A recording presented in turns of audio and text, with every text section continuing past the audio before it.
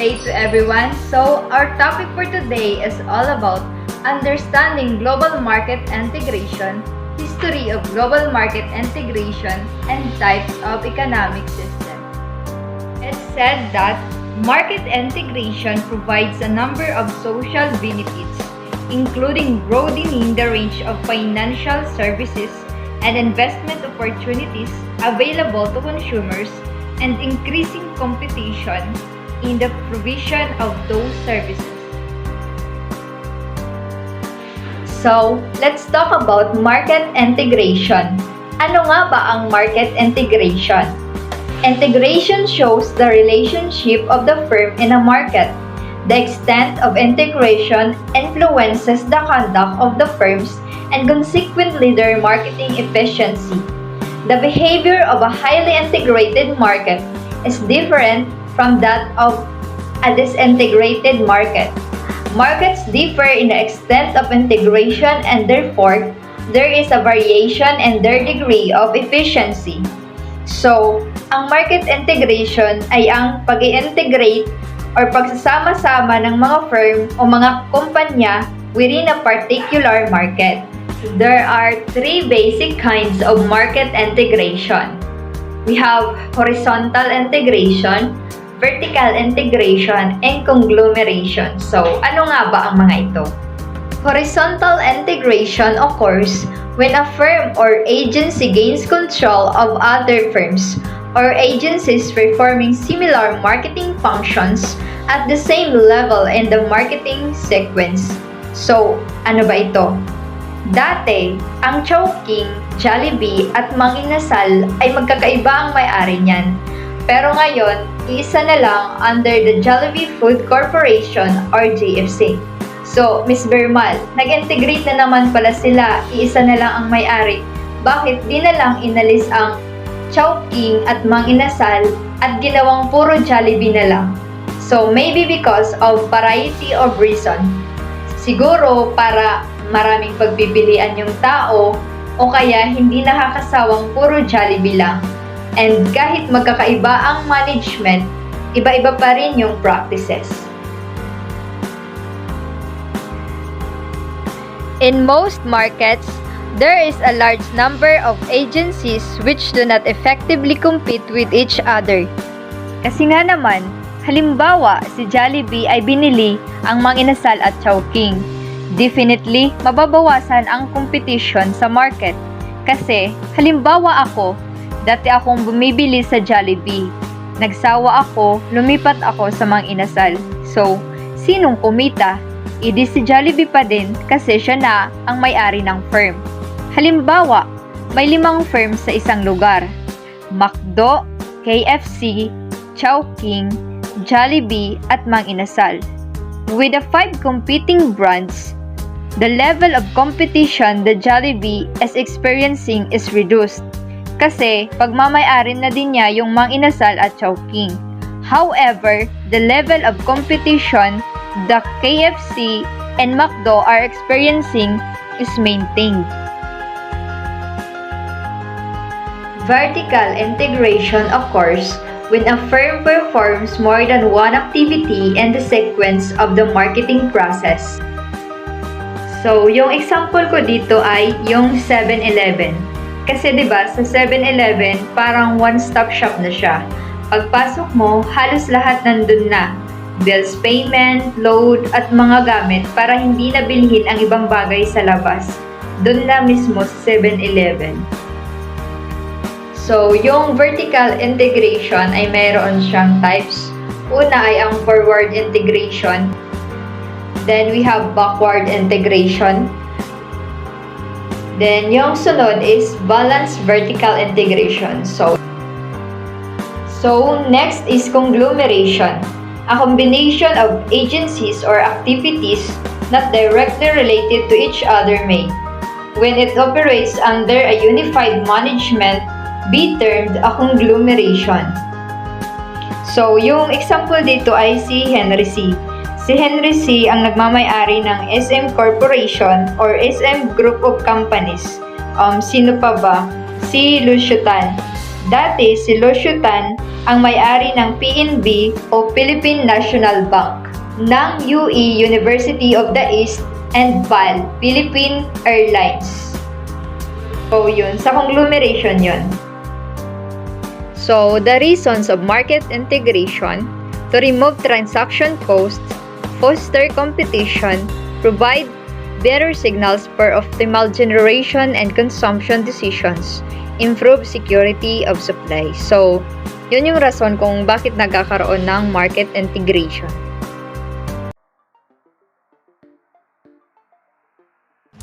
History of global market integration. In 19th century, shows substantial advance in international market integration and the creation of truly world economy. Technological advance was critical in this. The railroad, locomotive, and marine steam engaging revolutionized world transformed from the 1830s onward. A steamship connected the world paths to each other, and from the paths of the railroads to rail islands, creating the new and faster world transport network. Freighter rates, fields, and goods could be carried across the world to ever more distance, and market still be cheaper and those far away place than the same items proceed locally. Like closely to this change was the electric telegram, whose lines after and ran along in a new railroads network. Telegram system were established in most countries, including the major of market of British India, until 1854, beginning with the first dramatic cable, which was led by the steamship in 1866. This existing domestic telegram system was linked together by the marine cables. The resulting international information network was crucial in the communicating details of price and prices movement, reducing the cost of making deals and transaction and structural change of major significance came in 1869 with the opening of Suez Canal, which linked of the Mediterranean Sea by the way of Egypt and the Red Sea. Now ship steel from the Europe of Asia could take the new shortcut rather than sail by the way of around the Africa. Immediately, Asia was some 4,000 miles close to the Europe and transform items and fighter cross fields, yet the low efficiency and either steamship meant for the main block categorized.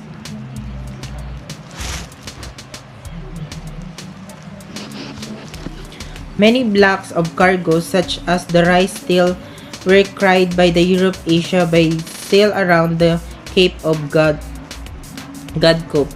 Technological change in ship of the steel hunk and steel mats made steel ship larger and more efficiency, and the continue of by the activity till the more efficiency triples exemption engaging finally dropped by the sailing ship from the ocean during the last quarter of the 19th century.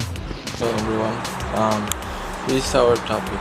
This is historical of global market integration. The 19th century saw substantial advances in international market integration and the creation of a truly world economy. Steamships connected the world's ports to each other, and from the ports, the railroad ran inland, creating a new, faster world transport network. Market integration provides a number of social benefits, including broadening the range of financial services and investment opportunities available to consumers and creating competition in the provision of those services. Global integration is the degree to which the economy is able to use the same product and methods in the countries. Local responsiveness is the degree to which the company must customize their products and methods to meet conditions in other countries. Example of market integration are the establishment of wholesaling facilities by food retailers and the settings of another plant by a milk processor. For example, a company may decide to sell the same product everywhere and make that product part of its universal core.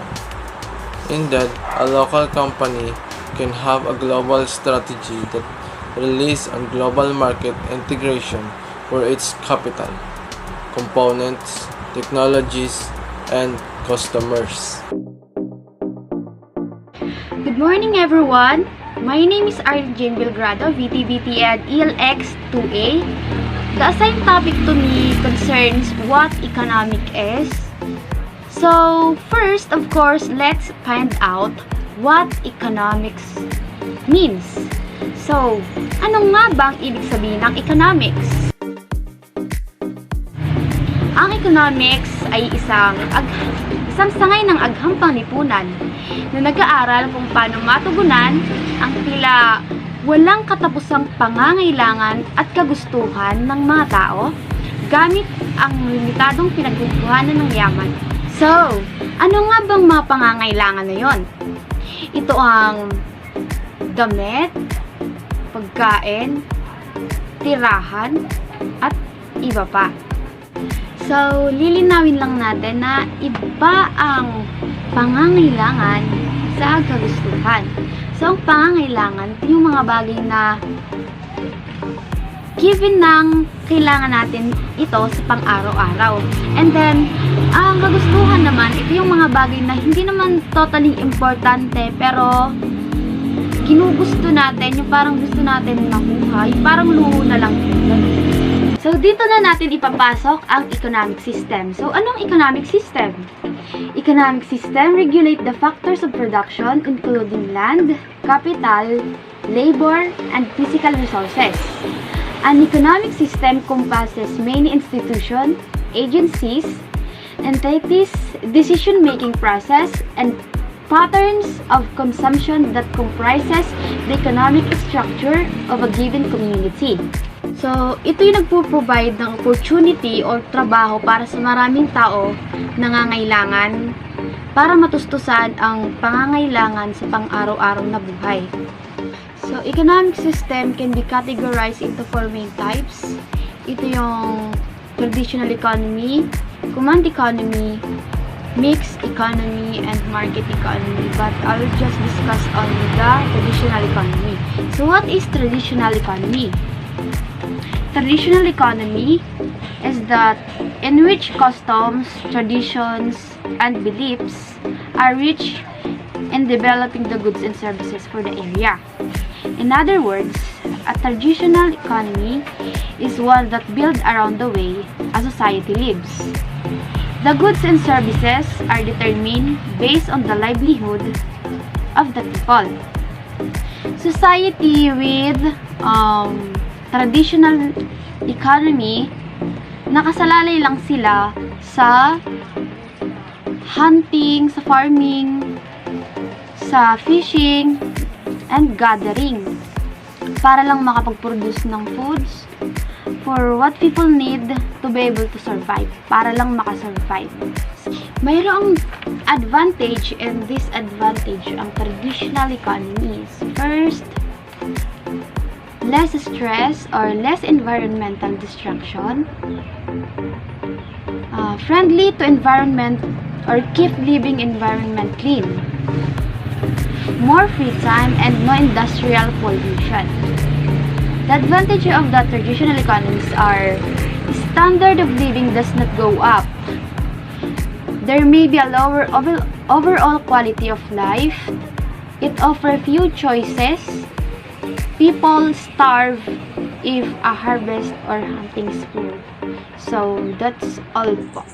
Good day everyone, I'm Nico Bolivar Cabarrubia. Today, I am going to present the continuations about the types of economic system, which is the command economic system and market economic system. Command economic system. Ano nga ba ang command economic system? A command economic system, in a command system, there is a dominant centralized authority, usually the government, that controls a significant portions of economic structures. It is also known as a planned system, and the command economic system is commonly in communist societies, since productions, decisions are preserved sa the government. Dito raw po sa command economic system, ang centralized authority po ang may karapatan na magmanipula ng ekonomiya ng bansa. And ito rin po ay tinatawag na planned system. And itong command economic system po ay kadalasan pong ating maranasan sa mga communist societies. Additionally, centralized authority answer all economic questions, and individuals have little to no say in the economy. Example of command economies include the former Soviet Union, the North Korea, and Cuba. Dito po sa command economy system is ang centralized authority po ang sumasagot patungkol po sa ekonomiya, and ano ba ang dapat gawin upang mapataas, and ano ba ang mga nakakaapekto sa ekonomiya.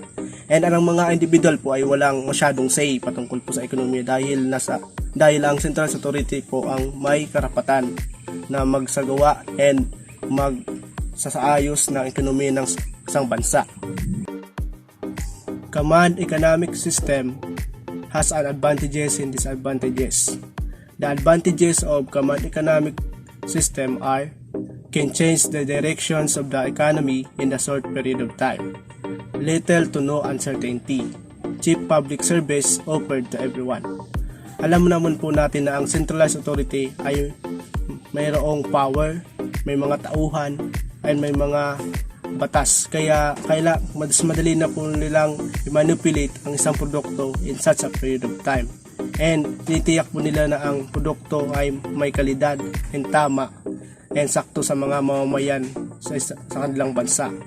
And nag-o-offer po sila ng mga benefits patungkol po sa ekonomiya.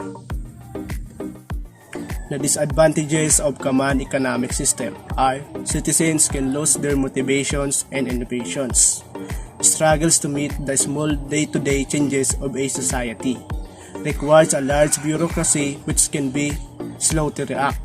Alam naman po natin na ang centralized authority ang may masyadong say patungkol po sa ekonomiya, na kung saan ang bawat individual o ang citizens ay nawawalan na po sila ng sariling papapasya patungkol po sa kanilang produkto. And ang command economy system ay may maraming mga kasamahan kung saan kailangan pa po nilang magpulong-pulong kung ano ba ang magiging aksyon patungkol sa ekonomiya. Kaya minsan nag-slow to react po sila patungkol sa ekonomiya.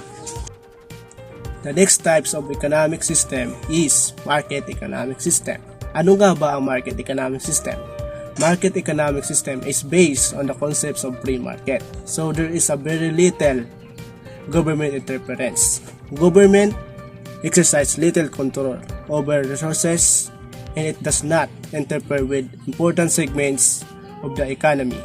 Instead, regulations comes from the people and the relationships between supply and demand. Facilitate substantial growth. Arguably, growth is highest under a market economic system. Dito po sa market economic system ay nakabase po sa konsepto ng free market at hindi na po masyadong pinapakailaman ng centralized authority ang iba't ibang resources ng mga businesses and firms. And dito po may kalayaan na po ang business and firms na gumawa ng mga produkto kung gaano ba kadami, and mas pinapalagan po dito ang ang growth ng ekonomiya. Dahil kapag maganda ang growth ng ekonomiya, mas magiging maganda din ang buhay ng bawat mamamayan sa isang bansa. The advantages and disadvantages of the market economic system. The advantages of market economic system are: consumer satisfaction is high. There is a lot of individual freedom for consumers and firms, can easily react to small day-to-day changes. People can react to the market right away and do not need to wait for the government to decide what to do. Innovations and creativity are there. The disadvantages of market economic system are: does not provide basic needs for all citizens. Lots of risk and uncertainty. Struggles to provide services that are not profitable. Can easily fail if certain conditions are not met.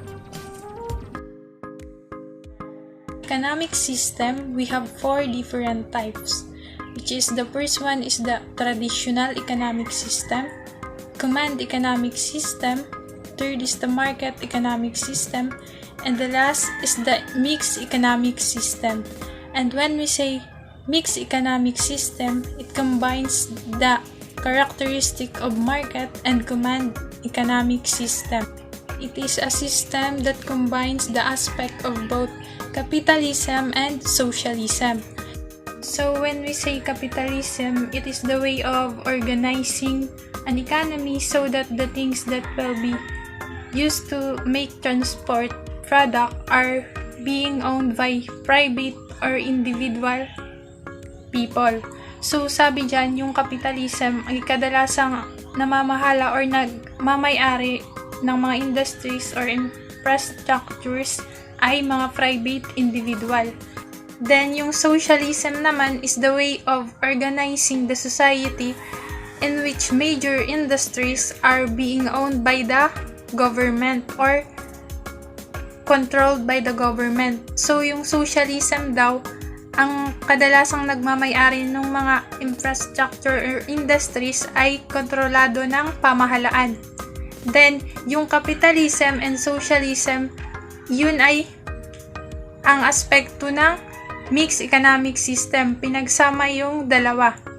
So, sa mixed economic system, karamihan sa mga industriya ay nasa mga pribadong pamamahala or ang namamahala ay mga private individual. At ang mga natitira na doon ay bumubuo na sa pampublikong serbisyo na pinamamahalaan or pinalalakad na ng pamahalaan or kontrolado ng pamahalaan. Mixed economic system typically maintain private ownership and other of most of means of production by often under government regulations. At ang isa sa halimbawa na pinapairal ang mixed economic system ay ang United States. Nagkukonsist sila ng both private and government state-owned entities. 2 example of government assistance in the US are welfare and unemployment benefits. Nagpo-provide din sila ng financial assistance para sa mga taong nangangailangan. Nagbibigay din sila ng housing aid, healthcare at food stamp at tumutulong sa mga bata. So, kailangan lang nating tandaan na ang one main characteristic ng mixed economic system ay ownership of goods by both private and government state-owned entities. Hindi lang isa ang namamahala sa sistema ng ekonomiya kundi dalawa. Yun yung private, individual, and government. Kaya yung mixed economic system ay tinatawag ding dual system. Intermarket integration should increase financial and economic efficiency and lead to higher economic growth. However, market integration may increase asset return to volatility and cause financial instability and contingent effects. Integration can reduce the cost of trade, improve the availability of cost of trade, improve of goods and services, and increase customer purchase power, and member nations' employed opportunities tend to improve because trade liberalization leads to market expansion, technology sharing, and cross-border investment.